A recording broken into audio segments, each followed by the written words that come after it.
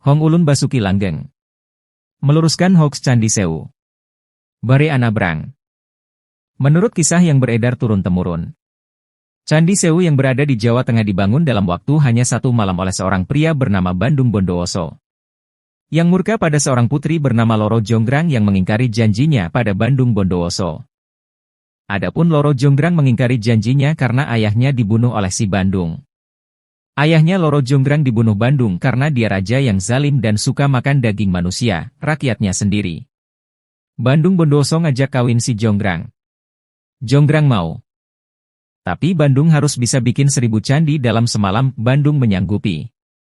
Lalu dengan bantuan jin, Bandung membuat candi. Ketika hampir selesai, si Jonggrang mengkhianati janjinya dan murkalah Bandung, sampai Jonggrang dikutuk jadi arca. Tentu ini hanya dongeng dan legenda. Tapi saya bertanya, pernahkah kita mendapat informasi yang benar mengenai Candi Sewu ini secara benar dan fakta? Di sekolah-sekolah atau di lembaga pendidikan? Selain dari cerita dongeng di atas, saya yakin anak-anak kita ketika diminta menampilkan pengetahuannya tentang Candi Sewu, 98 akan menampilkan cerita dongeng di atas. Silahkan dites, saya berani taruhan. Sedih saya ketika sebuah mahakarya leluhur kita sendiri yang luar biasa, justru generasi sekarang tak tahu atau mengerti sejarahnya secara benar dan fakta. Dan justru mengenal peninggalan leluhur mereka melalui sebuah dongeng hoax.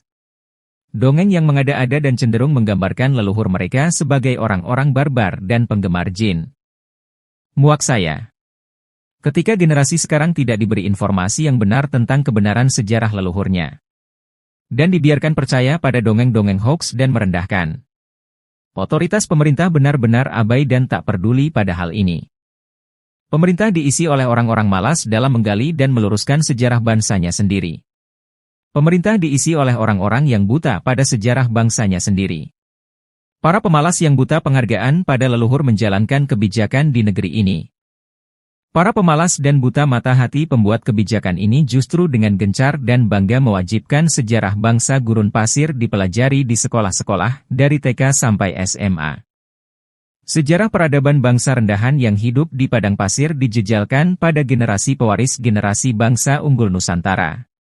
Bagaimana kita bisa jadi bangsa unggul jika begini? Percaya pada dongeng bangsa sendiri. Percaya pada dongeng gurun pasir. Cina, Jepang, Korea bisa jadi bangsa yang unggul karena masih memegang dan mempelajari sejarah bangsanya sendiri. Dan Indonesia jadi bangsa ruwet karena memegang sejarah bangsa Arab yang dibawa ke sini. Candi Sewu yang sebenarnya. Menurut prasasti Manjusrigara, Candi Sewu dibangun pada abad 8 di masa Mataram kuno pada masa Raja Pangkaran tahun 764-784 Masehi.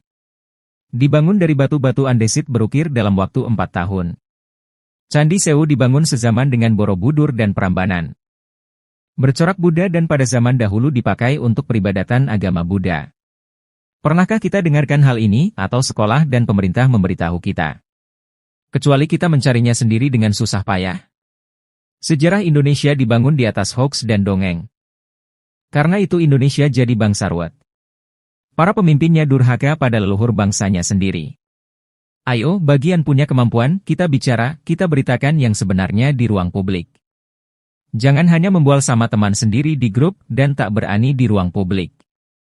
Suaraku memang kecil dan tak nyaring tapi lebih baik daripada yang tak bersuara. Hong Ulun Basuki Langgeng, Meru TV.